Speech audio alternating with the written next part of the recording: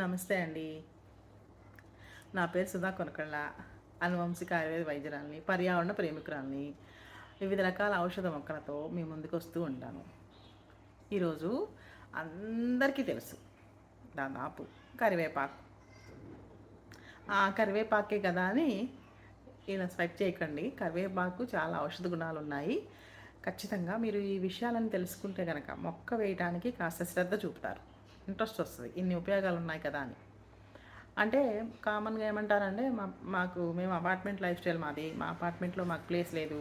అంటే మాకు మాకు మొత్తం మేము ఫ్లోర్ అంతా కూడా సిమెంట్ చేంజ్ చేసాము. ప్లేస్ లేదు అంటారు. ఇప్పుడు ఇక్కడ నా వెనక కనిపిస్తుంది కదా! డూప్లెక్స్‌లో పైకి వెళ్ళే ప్లేస్ కింద కామన్‌గా కబోర్డ్ చేస్తారు కదండీ! నేనైతే ఇట్లా మొక్కలేసాను. అంటే మనకి మొక్కల మీద వెయ్యాలనే తృష్ణ బాగా ఇష్టం ఉండాలి. అలాగే ఇష్టము చాలా అంటే చాలా ఇష్టం కాబట్టి నాకు ఇట్లా ప్రతి చోట మా ఇంట్లో ఇండోర్‌లో చాలా ప్లాంట్స్ మొక్కలుంటాయి.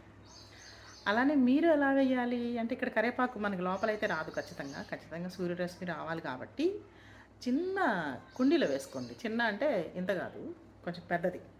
పెద్ద కుండీలో వేస్తే పెరిగినంత వరకు పెరుగుతుంది. లేదా మీరు అపార్ట్మెంట్ లైఫ్ స్టైల్‌లో పైన వేయటం కుదరదు. అంత పైకెక్కి తెచ్చుకోవటం ఇబ్బంది అని అంటే మీకు కొంచెం ప్లేస్ ఇస్తారు కదా! ఆ ప్లేస్‌లో అయినా వేసుకోవచ్చు. ఇంటి ముందు అపార్ట్మెంట్ ముందు కొంచెం ఉంటుంది ప్లేస్. అక్కడ మొక్కలు వేసుకోవడానికని కొంచెం అక్కడైనా మొక్కలు వేయొచ్చు. నేను చాలా చోట్ల చూస్తూ వెళుతూ ఉంటాను ఎక్కడికైనా వెళ్ళినప్పుడు. అపార్ట్మెంట్ ముందు దాదాపు మొక్కలు ఏవో ఉంటాయి.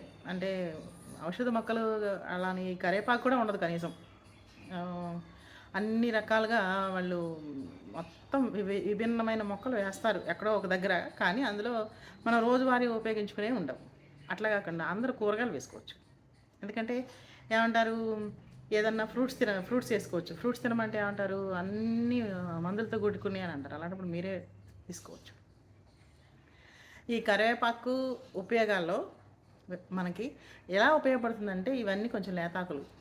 అంటే దీనికి కాయలతో సహా పువ్వులతో సహా చూపిద్దామని చెప్పేసి చిన్న మా పెరట్లోది చివరి మండ తీసుకొచ్చాను.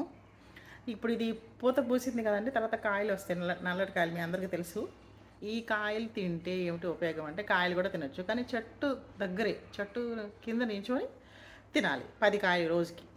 ఆ కాయలు వచ్చిన రోజులు తింటే రోజుకు 10 కాయలు మీకు బీపీ షుగర్ కంట్రోల్లో ఉంటాయి. అలా అని రోజుకి అరకేజీ స్వీట్లు తినేసి నువ్వు చెప్పావు కదమ్మా నాకు షుగర్ ఎక్కువైపోయింది అనకండి. ఖచ్చితంగా బీపీ షుగర్ కంట్రోల్లో ఉంటాయి. ఎలా అంటే చెట్టు కింద నించునే తినాలి. కాయల విషయానికి వస్తే ఆకుల్లో ముదురు ఆకులు అంటే థిక్ గ్రీన్, ముదురు ఆకుపచ్చ, ఇవి లేత ఆకుపచ్చ రంగులో ఉన్నాయి కదా. ముదురు ఆకులు ఎలా పనిచేస్తాయి అంటే ఔషధ గుణాలు చాలా ఎక్కువగా ఉంటాయి. ఔషధ విలువలు చాలా ఎక్కువగా ఉంటాయి. లేత ఆకులు ఎవరు తీసుకోవాలంటే రేచీకటి ఉన్న వాళ్ళు తీసుకోవాలి. లేత ఆకులు రేచీకటి ఉన్న వాళ్ళు తీసుకుంటే వాళ్ళకి కానీ 3 నెలలు వాడేసరికి 0.01% అన్నా ఇంప్రూవ్ అవుతుంది. అలా అలా అలా అలా తగ్గుతుంది. మనకి అలా అనగానే వచ్చేటట్లుగా ఉండదు. మీకు ఇక్కడ మొక్కనంటే నిదానంగా తగ్గుతుంది ఆ రేచీకటి అనేది, కానీ ఖచ్చితంగా తగ్గుతుంది. ఎప్పటికీ అని అంటే మన శరీర తత్వాన్ని బట్టి ఉంటుంది. అది మాత్రం చెప్పగలనండి. తర్వాత ఆకులు ఇంక దేనికి ఉపయోగపడతాయి అని అంటే ఇప్పుడు అందరూ కూడా బ్లడ్ టెస్ట్ చేయించుకుంటారు, హెల్త్ చెకప్ అని, సివిపి, ఎల్ఎఫ్టి, ఆర్ఎఫ్టి, దీంట్లోనే థైరాయిడ్ ఉంటుంది, దాని హార్మోన్ ఇంబ్యాలెన్స్ చేయించుకుంటారు. దాంతోపాటే లిపిడ్ ప్రొఫైల్ ఖచ్చితంగా ఉంటుంది. దీంతో ఏమైనా వస్తుంది అంటే కొలెస్ట్రాల్ ఎక్కువ ఉందంటే నాకు బ్యాడ్ కొలెస్ట్రాల్ అని చెప్పేసి అడుగుతూ ఉంటాను నన్ను.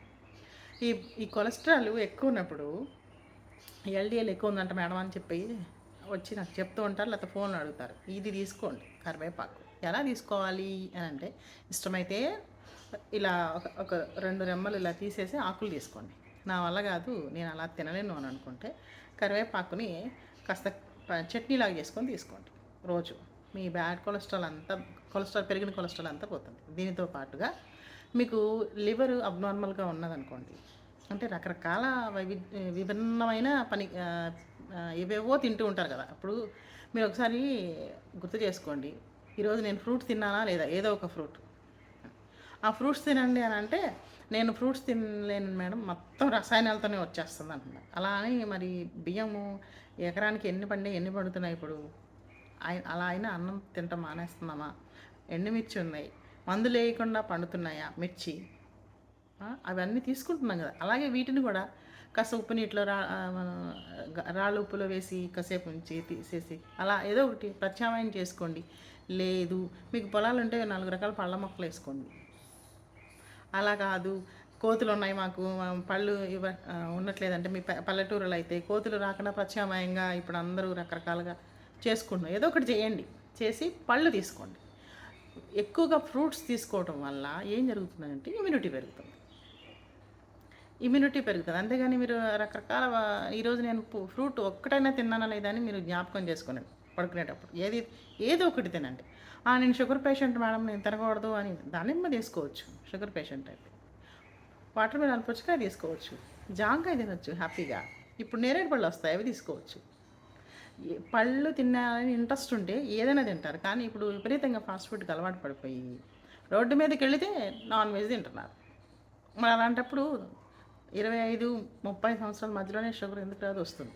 ఈ షుగరు వచ్చిన వాళ్ళు ఇది తీసుకోవచ్చు. ఎలా తీసుకోవచ్చు? పండు ఈ టైంలో వస్తుంది, ఇంకొక ఈ మంత్ ఎండింగ్కి, జూన్ ఎండింగ్కి, జూలైలో వచ్చేస్తుంది. ఇవి కాయలు కాసి చక్కగా పళ్ళు నలుపు రంగులో వస్తాయి. వాటిని తీసుకోండి. వాటిని తీసుకుంటూ ప్రతిరోజు కరివేపాకు 1 లేదా 2 గ్రాములు ఇష్టమైతే తీసుకోండి, లేదా పచ్చడి చేసుకొని తినండి. ఆ పచ్చిమిర్చి కూడా మీ పెరట్లో వేసుకోండి. 2 కుండీలు ప్లేస్ లేదంటే 2 కుండీలు వేసుకుంటే 2 మొక్కలు నిత్యం వాడుకునేది కరివేపాకు, దీంతో పాటు పచ్చిమిర్చి కుండీలో వేసుకోవచ్చు. దీంతో పాటు లివర్ యాక్టివేట్ చేస్తాను. అంటే నాకు ఆకలి అసలు ఏమి తినబుద్ధి కావట్లేదు, ఆ రుచి అంటాము, అసలు ఏమి తినబుద్ధి కావట్లేదు, నేను తినలేకపోతున్నాను, నాకు ఏం తినాలన్న చిరాగ్గా ఉంది అని చెప్తూ ఉంటారు. అట్లాంటి వాళ్ళు ఈ కరివేపాకుని పచ్చడి చేసుకొని దీంట్లోనే కొంచెం పుదీనా, కొత్తిమీర, ధనియాల పొడి, దాంతోపాటు కొంచెం జీలకర్ర, 2 వెల్లుల్లి రెబ్బలు, ఎండుమిర్చి వేసుకొని చట్నీ చేసుకొని తినండి. 2-3 రోజుల్లో సెట్ అవుతుంది. ఆకలి పుట్టిస్తుంది, అరుచి తగ్గుతుంది, ఆకలి పుట్టిస్తుంది, ఇండైజెషన్ ఉంది నాకు బాగా అన్నప్పుడు ఒట్టి కరివేపాకు తినండి. మిగతా అవన్నీ కాకుండా ఒట్టి కరివేపాకు తీసుకోండి. అప్పుడు ఆ ఇండైజెషన్ అంటే అజీర్ణం అనేది లేకుండా డైజెషన్ సిస్టమ్ చక్కగా సెట్ చేసుకుంటుంది అన్నమాట. బాగా పనిచేస్తుంది ఇండైజెషన్కి ఇది కరివేపాకు. మన పెరట్లోనే ఉంది, ఎక్కడికో వెళ్ళి ఏదో సిరప్ తెచ్చుకొని ఏదో వేసుకొని ఏమీ చేయక్కర్లేదు, ఇది పనిచేస్తుంది. ఇది తీసుకోండి. దీంతోపాటు కొంతమంది చిన్నపిల్లలకి ఇమ్యూనిటీ పవర్ తక్కువ ఉంటుంది.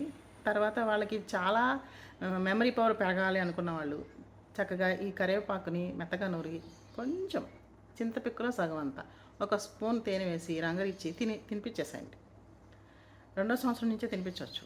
అట్లా తీసుకోవడం వల్ల వాళ్ళకి ఆకలి లేదు అని ఏది పెట్టినా తిన్నాం అనే వాళ్ళకి పనికొస్తుంది. తర్వాత వీళ్ళకి మెమరీ పెరుగుతుంది, చక్కగా జ్ఞానవంతులు అవుతారు. కరివేపాకులో చాలా ఔషధ విలువలు ఉంటాయి, కానీ మనము తినేటప్పుడే తీసి జస్ట్ తాలింపులో సువాసనకి వేసుకుంటారు అంతే.